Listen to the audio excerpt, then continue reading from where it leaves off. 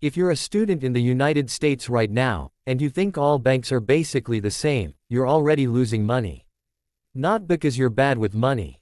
Not because tuition is high. Not because rent is crazy. But because most students don't realize their bank account is quietly draining them. Monthly fees, overdraft fees, ATM fees, minimum balance penalties. It doesn't feel like much. $10 here, $35 there, but over 4 years of college, that can easily become $800 to $1,500 gone. Just in fees. And here's the crazy part. There are banks in the US that charge students absolutely nothing. Zero monthly fees, zero minimum balance, zero overdraft penalties, and some even pay you. So today, let's break this down in the simplest way possible. If you're 18 to 25 years old, in college, or planning to move to the US for studies, this might be one of the most important financial decisions you make early in your life. Because the bank you choose right now doesn't just hold your money. It affects your credit journey, your financial habits, and sometimes even your future loan approvals. Now imagine this. You open a bank account that charges $12 per month unless you maintain a $1,500 balance. As a student, you probably don't keep $1,500 sitting idle. So every month, $12 gone. That's $144 per year. 4 years of college, $576. And that's without overdraft fees. One accidental overdraft in the US can cost you $35. 3 mistakes in a semester. There goes another $105. So before we talk about the best banks, let's understand what a student bank account must have in 2026. Number 1. No monthly maintenance fee. If a bank charges you just for keeping your money there, it's not student-friendly.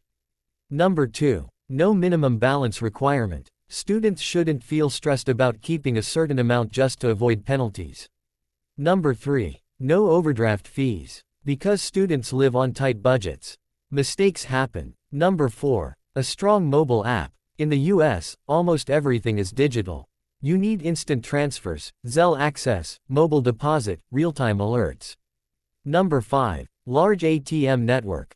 Because ATM fees in America can be brutal, $3 from the ATM provider plus $2 from your bank. That's $5 just to access your own money. Now let's talk about the first major option most students choose. Chase. Chase College checking is extremely popular in the United States. Why? Because it feels safe. Big brand. Physical branches everywhere. Easy to open. For students enrolled in college, Chase usually waives the monthly fee for up to 5 years. That's good. They also have one of the largest ATM networks in the country. And their mobile app is excellent. Transfers are smooth. Zelle works perfectly. Customer support is reliable. Sometimes they even offer a $100 to $200 sign-up bonus if you set up direct deposit. Sounds perfect, right? Almost. Here's the detail most students ignore. After the college benefit period ends, fees can start unless you meet certain conditions. So Chase is strong short-term. But you need to be aware of what happens after graduation. Now let's talk about something interesting. Online banks. Over the last few years, online banks in America have completely changed the game. No expensive branches, lower operating costs, and because of that, they pass those savings to customers. One of the strongest options right now is Capital One 360 Checking. This account has no monthly fees, no minimum balance, no overdraft fees. Yes, you heard that correctly. No overdraft fees. Instead of charging you $35, they simply decline the transaction if you don't have money. That alone can save students hundreds of dollars. Their app is clean, modern, fast. You get early direct deposit in many cases, meaning you receive your paycheck up to 2 days earlier. And it still has access to a large ATM network across the US. But here's what makes it powerful. It remains good even after you graduate. You don't need to switch banks later. That stability matters. Switching banks is annoying. Updating subscriptions, updating payroll, updating automatic payments. So choosing something future-proof is smart. Now let's talk about a hidden gem many students overlook. Discover Cashback Debit. Most checking accounts in America give you nothing for spending.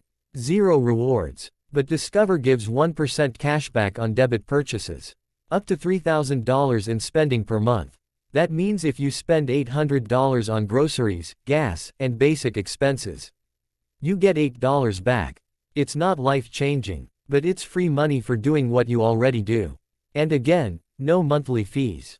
No minimum balance. Strong mobile app. The only downside, it's fully online. So if you love walking into a physical branch, this might not feel comfortable.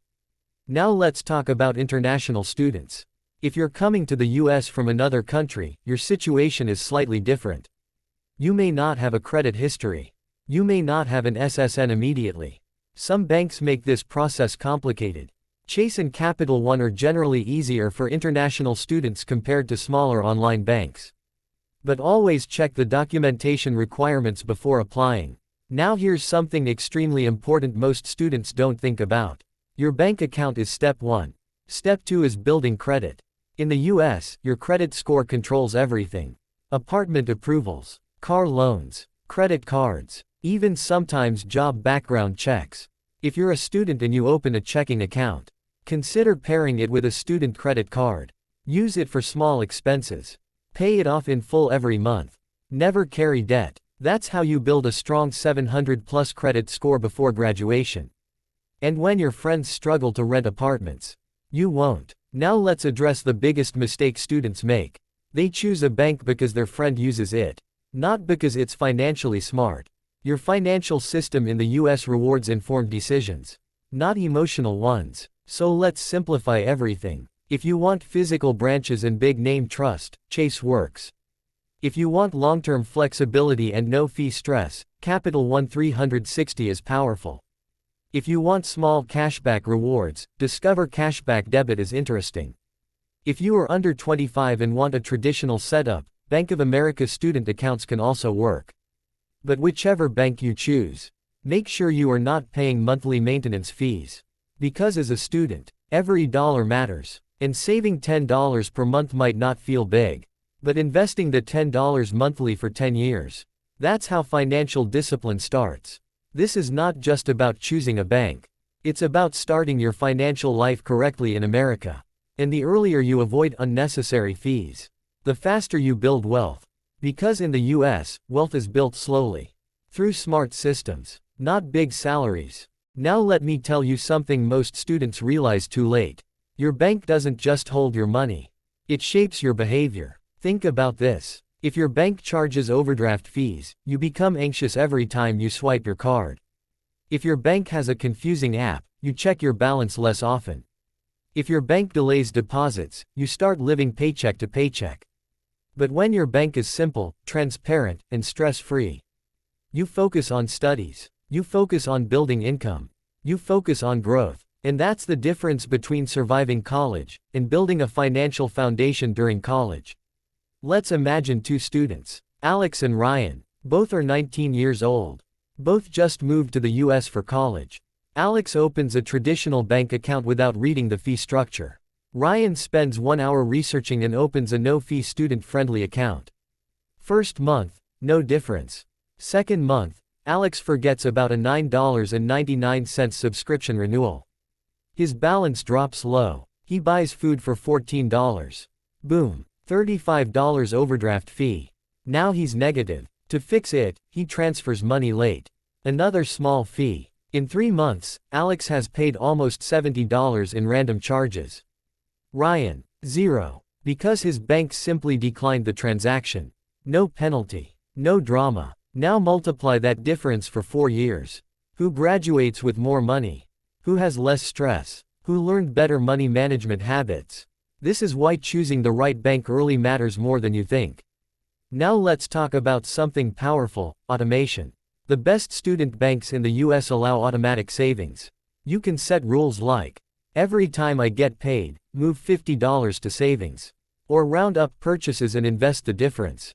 This sounds small, but let's say you save just $50 per month from age 19 to 23. That's $2,400 saved before graduation. Most students graduate with zero savings. Some graduate with credit card debt. Very few graduate with emergency funds. And the difference usually starts with systems, not income. Now let's go deeper. Mobile banking matters more than branches in 2026. Why? Because most Gen Z students don't visit physical banks. They deposit checks using their phone. They send money through Zelle. They track expenses digitally. So if a bank has a slow app, crashes often, or delays notifications, it's frustrating. Capital One and Chase both have strong apps. Discover's interface is simple and clean. But some smaller banks still feel outdated. And when your money app feels outdated, you disengage from your finances. That's dangerous. Now here's another hidden factor: ATM access. In the US, if you use an out-of-network ATM, you can get charged twice. Once by the ATM provider, once by your bank. So imagine withdrawing $40 and paying $5 in fees. That's more than 10%. That's insane. This is why choosing a bank with a large ATM network saves money long term. Now let's talk about international students again.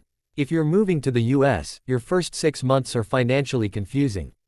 You're learning the system. You're learning taxes. You're learning rent structures. You're learning credit scores. So your bank should make life easier, not harder. Choose something simple, transparent, easy to manage online, and don't just look at sign-up bonuses. A $200 bonus feels exciting. But if the account charges hidden fees later, that bonus disappears fast. Think long-term. Now I want to talk about credit building more seriously. Because this is where students either win big, or fall behind. In America, your credit score is like your financial reputation. If you start building it at 18 or 19, by 23, you could have excellent credit. That means lower car loan interest, better apartment approvals, higher credit card limits, even better insurance rates sometimes. Some banks integrate credit tracking inside their apps. That's helpful. So when choosing your bank, check if they offer free credit monitoring. Small feature, big long-term impact. Now let's address mindset. Most students think, I don't have enough money for this to matter. That's wrong. When you have little money, it matters more. Because percentage losses hurt more. If you have $500 in your account, and you lose $35 to a fee, that's 7% gone instantly. If you had $50,000, it wouldn't hurt the same way. So protection matters most when you're starting. Now let's simplify everything again. If you want stability and physical branches everywhere, Chase is strong during college years. If you want zero stress and long-term simplicity, Capital One 360 stands out. If you want small cashback rewards and online convenience, Discover is underrated. The best bank depends on your lifestyle. But the worst bank is the one charging you monthly just to exist. Let me say that again. Never pay a bank to hold your money when free options exist. College is already expensive. Tuition, books, rent, food, transportation. Don't add unnecessary banking fees to that list. Now imagine this. You choose wisely. You avoid fees. You build credit early. You save $50 per month automatically. By graduation, you don't just have a degree. You have a savings cushion, a strong credit score, financial confidence. That combination is powerful. Because success after college isn't only about income. It's about financial habits. And habits start with small decisions. Like choosing the right bank.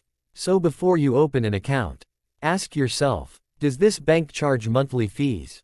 Does it punish mistakes with overdraft fees? Does it support my growth after graduation? If the answer isn't clear, keep looking. Because in 2026, students have options. Good options, free options, smart options. And the smartest students don't just study hard. They manage money smart too.